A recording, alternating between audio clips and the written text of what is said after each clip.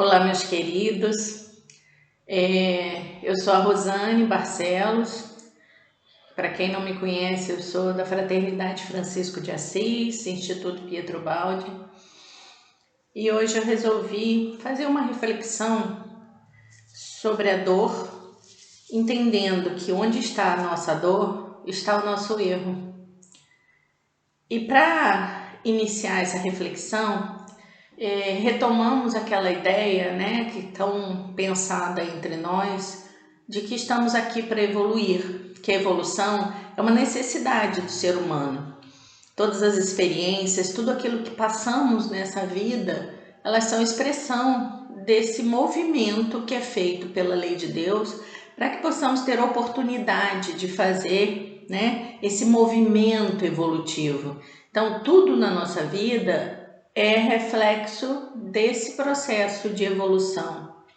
E aí, entender que nós estamos fazendo uma viagem encarnatória, né? E essa viagem exatamente para fazermos o quê? O movimento de nos avançar, de nos fazer crescer, mas onde? O crescimento se dá tanto no campo físico, orgânico, né? Mas também no campo moral e no campo consciencial. E é desse aspecto consciencial que eu quero tocar um pouco hoje com vocês. Por quê? Porque o avanço, a expansão de consciência é um processo que vai se dando cada vez mais. Para quê? Para que de alguma forma nós façamos o retorno à casa do Pai, como nos dizia o nosso amado Mestre Jesus. Então, esse processo de crescimento, de avanço de consciência é extremamente necessário, né? Porque, na verdade, fazendo uma analogia, nós somos esses filhos pródigos, né? Um filho pródigo que, de alguma forma, se viu igual a Deus, se pensou igual a Deus e disse ao pai: Pai, me dá tudo que me cabe, né? Todos os meus bens, que eu sou capaz de viver sozinho. Então, no fundo, cada um de nós, ao vir para esse mundo, fez uma escolha de quê? De viver sozinho. E de alguma forma, quando que a gente vê que o filho pródigo começa a querer voltar para casa? É por algum evento especial externo à sua vida? Não. As experiências que ele começa a ter enquanto um filho pródigo, né? Enquanto um filho desgarrado, o ajuda a buscar as suas respostas. Mas se a gente olhar na própria parábola, nós percebemos o quê? Que ele coloca muito claramente lá, quando o filho cai em si e começa a observar que a sua experiência é muito mais dolorosa fora do pai, que ele estava comendo com os porcos, comendo dos restos que lhes eram dados, aí ele cai em si e começa e inicia o processo de retorno para a casa do pai. Então, esse cair em si é o movimento que a gente quer colocar aqui hoje, ou seja, como nós precisamos de alguma forma fazer com que a nossa consciência se expanda através de conhecimento, de ações no bem, de avanço moral, né? De contribuição com a vida de alguma forma, para que possamos aí sim, né? Iniciar esse processo de retorno. Sem esse cair em si, isso não acontece, né? Por mais que as dores do mundo nos tragam um alerta, porque a dor é um alerta. E aí eu separei aqui três elementos, né, que a gente pode estar conversando, três questões fundamentais nessa reflexão. O primeiro, né, saber que nós temos liberdade para traçar nosso caminho, né? Se é uma coisa que nem os espíritos consoladores, nossos mestres, nossos mentores, que são os braços de Deus aqui próximos de nós, podem fazer, é nos tirar a liberdade de escolha. Então, tudo que fazemos é semeado livremente.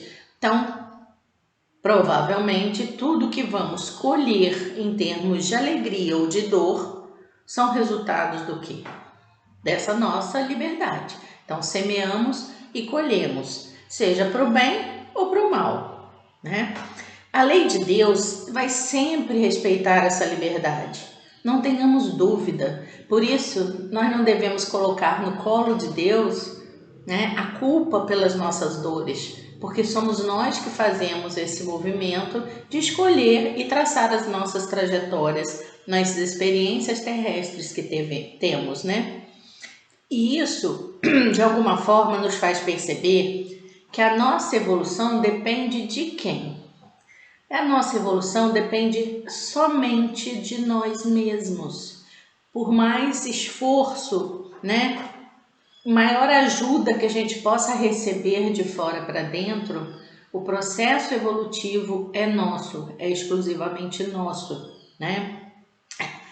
O nosso esforço de buscar a redenção a partir do quê?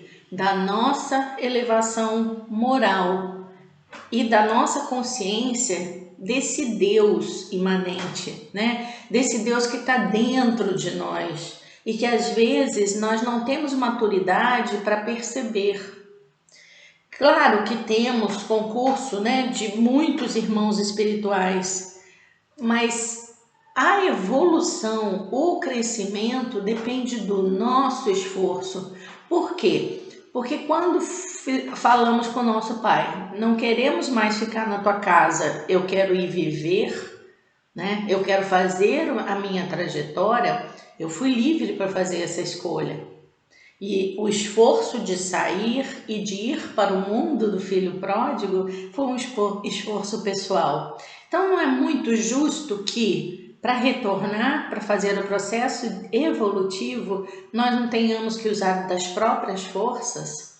Então, de alguma forma, nós precisamos amadurecer no sentido dessa percepção. Nós somos responsáveis pela nossa evolução. O esforço tem que ser nosso. Não adianta ficar esperando de fora essa força, principalmente se a gente observar, né? Quando a pessoa está com algum tipo de dor, seja ela física, emocional, psíquica, ela não se sente fragilizada, né? Agora, a gente também não sabe que somente ela é capaz de sair desse movimento, sair desse processo, né, de dor. Não existe estratégia, gente. Infelizmente, né, nós temos que tomar essa consciência. Se nós não assumirmos a dianteira da construção da nossa vida, da construção da nossa evolução, nada vai acontecer e as dores vão permanecer, né? E aí vem o elemento central dessa nossa conversa, que devemos saber que a dor é sempre sinal de abuso do livre-arbítrio. Aonde está a dor, né? Essa é a lição importante que daqui nós podemos tirar. Onde está a nossa dor, está o nosso erro. Quando nós erramos em alguma medida, em algum elemento da nossa vida, nós vamos colher exatamente naquele mesmo ponto. Isso de alguma forma nos ajuda. Ajuda como? A pensar, bom, se o meu erro está aqui, nessa área específica, seja ele qual for, eu posso começar a avaliar se existe fragilidades, de que forma dentro de mim que eu preciso recuperar. Então, na verdade, a evolução é retirada dos velhos hábitos e dos velhos valores que não estão em consonância com a lei de Deus e a colocação de novos valores, a colocação de novas atitudes, que a gente poderia chamar das atitudes evangélicas, né? Então, a gente vai estar buscando essas novas atitudes, um novo modo de ser, o que alguns mestres, né, espirituais chamam de outra natureza, buscar uma nova natureza, um novo jeito de viver. E que jeito é esse? Seguindo os passos do nosso mestre, seguindo o seu evangelho. Porque não nos basta só conhecer o evangelho, sabê-lo de cor, é preciso vivê-lo. E é esse processo que tem que acontecer. E se nós pensarmos, né, nesse momento histórico que estamos vivendo, ao invés de estarmos desesperados com essa dor, é assumirmos para nós mesmos que estamos colhendo aquilo que plantamos ao longo da trajetória do nosso planeta e que somos beneficiados por estarmos aqui, porque nós seremos construtores dessa nova terra. E quem constrói, não constrói a partir do outro, não espera que o outro faça. Hoje, mais que nunca, a coragem, a força que vem de dentro desse Deus imanente precisa estar muito presente nas nossas atitudes diárias. Não esperemos do outro. Plantemos com as nossas ações essa nova terra. Bom, uma segunda questão fundamental que eu elegi para conversar aqui com vocês é sobre o movimento, entender que isso é movimento de consciência. E movimento de consciência supõe assumir os nossos erros. Nós temos muita dificuldade de saber de nós, né, aonde estamos errando. Nossas fragilidades morais, não para ficar tristes, com desalento, com desespero, mas um reconhecimento consciente das nossas sombras, daqueles instintos que percebemos nas horas em que temos que enfrentar as nossas dificuldades, para que com força espiritual, né, o que é importante, e sabedoria, possamos recompô-los e criar novos instintos progressivamente mais evangélicos. Como? Como é que a gente faz isso?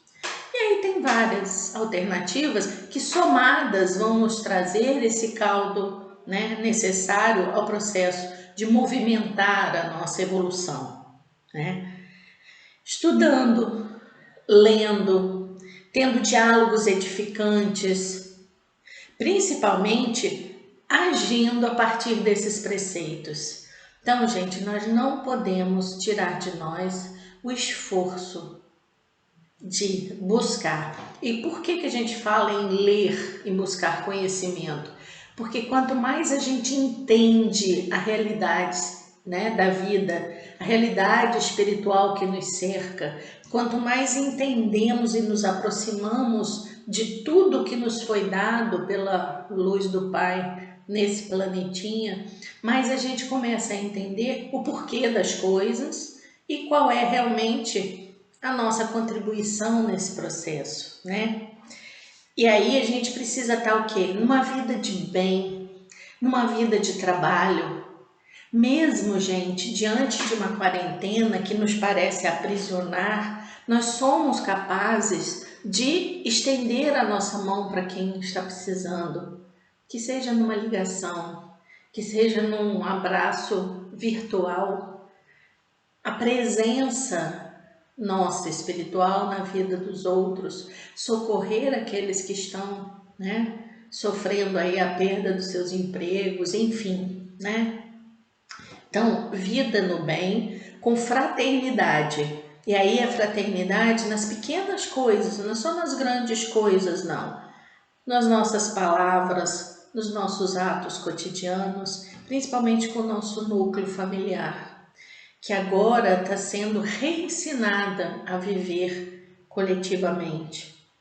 E aí, essa fraternidade que começa a brotar das nossas ações, ela passa a se estender como uma vibração de amor que contribuirá então para que a humanidade possa passar por esse processo de alguma forma mais leve. Porque não tenhamos dúvida, tudo que nós emitimos de pensamento soma-se à vibração de todo o planeta e de todo o cosmos. Nós somos corresponsáveis pela tranquilidade, pela paz ou pela guerra, pelos conflitos de palavras. Então, é momento de não fazermos contradições ferrenhas, seja a quem for. Isso é momento de oração, é momento de paz interior, Não é fechar os nossos olhos para as coisas que estão acontecendo, mas é vibrar positivamente por essa nova terra que tem que vir. Terceiro elemento, né, que eu separei aqui, é um dos mais complexos, porque é o reconhecimento da nossa pequenez através do exercício da humildade. Reconhecemos, né, que nós somos uma ínfima parte dessa totalidade. E humildade é algo que vem no contraponto da nossa história humana. O ser humano sempre, né, e não é à toa que estamos aqui nesse tipo de planeta, teve como fundamento o orgulho. Nós temos a tendência de crer que nós somos mais inteligentes, que aquilo que nós pensamos é muito mais importante, muito mais certo do que o outro pensa. E esquecemos que temos uma diversidade de consciências, que cada uma vai viver a sua consciência a partir daquilo que tem. Ninguém dá o que não tem. E aí, a gente pode lembrar rapidamente, só rápido, não vamos entrar nesses pormenores, na fala do Cristo quando diz, não julga, porque quem julga está julgando a si próprio. Que só pelo fato de querermos julgar as atitudes do outro, de dizer que a atitude do outro é incorreta, que deve ser destruída, porque muito se ouve disso na nossa vida atual, já mostra a pequenez da nossa consciência. A pequenez da nossa consciência, o que? De totalidade. Porque se todos somos irmãos diferentes, sim. E cada um vai agir a partir da sua própria consciência. Então, irmãos, é hora de não julgamento. Porque eu ouvi esses dias uma coisa muito interessante do Juliano Posati. Ele diz o seguinte: oposição não quer dizer polarização. A polarização faz mal à nossa totalidade, à nossa unidade de irmãos. Se opor a algo, colocar as suas concepções, entender que o outro não está caminhando para essa totalidade, ok. Agora, polarizar, querer o mal, trazer a violência como elemento fundamental para isso, não nos é interessante em nenhum momento, e principalmente para esse de transição planetária. Quando quisemos sair da casa do Pai, nós nos sentimos fortes, né? E aí quisemos ser fora da casa do Pai. Mas quando a gente começa a ter a concepção, essa expansão de consciência, a gente se fortalece espiritualmente e diz o quê? Nós precisamos supor a compreensão mais profunda do que o Mestre Jesus nos dizia ao afirmar: somos todos um com o Pai. Então é isso, gente, é esse reconhecimento de que, na verdade, num planeta como o nosso, com um nível de consciência médio, né, como o nosso, ninguém pode dizer se está certo ou errado, né? Nós precisamos entender que cada um de nós tem fragilidades e tem acertos. Somos importantes para essa totalidade. Cada um de nós é um ponto significativo para essa totalidade. Mas sozinhos nós não somos nada. E quando falamos disso, nos lembramos, né? Brasil, coração do mundo, pátria do Evangelho, coração do mundo. Nós precisamos exercitar a capacidade de quê? De fraternidade. Nós precisamos exercitar a capacidade de ver no outro, né? Alguém que é parte de mim, independente dos seus erros, independente das suas fragilidades. Assim, meus queridos irmãos, nós precisamos parar de repetir os nossos erros. É disso que nós temos que tomar conta de nós mesmos, vigiar e orar.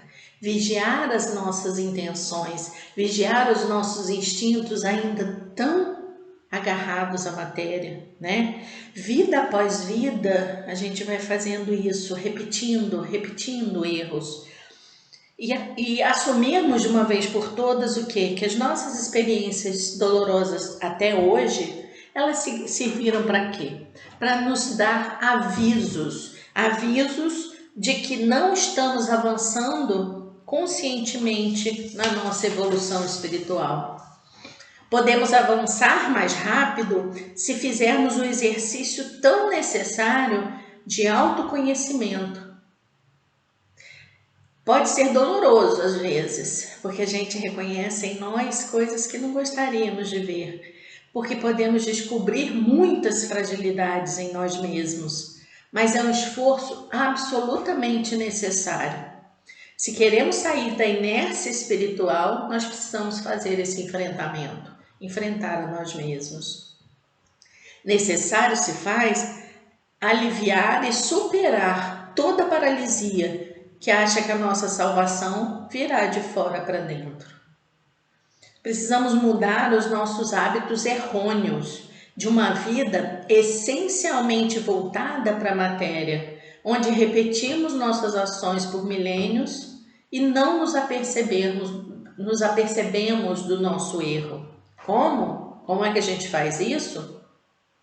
Basta que olhemos para a nossa vida para percebermos o quanto nós somos intolerantes, o quanto, como já falei, nós julgamos a vida do outro, o quão pouco nós somos solidários, porque nós podemos ser muito mais solidários, o quanto ainda nós temos muito de egoísmo, né? Pensando sempre primeiro em nós e nas nossas necessidades, esquecendo que às vezes pequenos gestos, como eu falei, de fraternidade e amor, têm uma capacidade imensa de dissolver dores profundas em nossos irmãos de caminhada. O convite é: saiamos da nossa zona de conforto, porque ela nos leva ao abuso. E todo abuso, que é um erro, leva ao quê? Leva à dor. Vida de enganos, do ponto de vista espiritual, nos leva à dor. Isso é incontestável. Então, a dor pode ser analisada em sua mensagem subliminar, pois ela mostra pelas suas próprias características em que áreas falhamos, no hoje ou no passado remoto.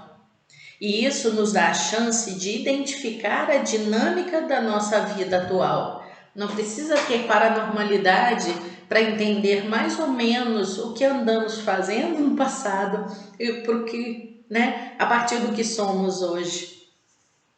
Isso tudo nos leva a quê? A tomada de consciência de qual caminho de transformação devemos que tomar hoje, lutando contra todos os instintos negativos que identificamos tanto em nosso processo de autoconhecimento como nas nossas ações cotidianas, mostrando que as nossas fragilidades, as nossas sombras, com a análise das nossas dores vividas no hoje. Vejamos sempre onde moram as nossas insatisfações, pois elas mostram os nossos verdadeiros instintos, onde moram nossas insaciabilidades, o que buscamos o tempo inteiro, Nossa fome de poder, nossa ganância material que não cessa nunca e que essa pandemia veio nos mostrar o quanto que nós vivemos querendo aquilo que não precisamos. Onde moram essas ganâncias, essas insaciabilidades, moram as nossas fragilidades. E aí nós vamos ver o quanto ainda, meus queridos, nós precisamos aprender a ser fraternos e a trabalhar para realmente viver e contribuir com o nosso esforço para a melhoria da situação do planeta inteiro. E por fim, vejamos em que situações nos colocamos de forma rebelde, reclamando, julgando o comportamento do outro, nos sentindo injustiçados, até mesmo pela justiça divina. Oh Deus, por que está deixando fazer isso comigo? Eu não consigo ver mais saída. Porque aí está a nossa condição de evolução. Porque a dor é um convite à transformação, é um convite à evolução. Nós estamos sendo conclamados agora a nos mobilizarmos e avançar nesse nível de consciência, para que possamos aí sim construir um destino individual e um destino coletivo, seguindo os passos do nosso Mestre Jesus. É isso que está nos faltando, pois ele, com seu Evangelho, nos mostrou o verdadeiro caminho da nossa salvação.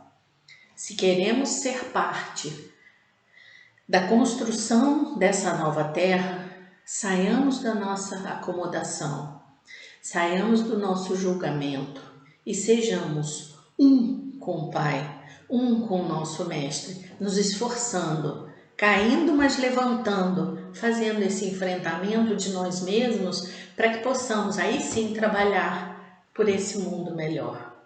E que Jesus possa nos abençoar e fazer com que tenhamos essa força interna que habita em nós, que é o Deus imanente, mais lucidamente percebido por nós. Jesus nos abençoe.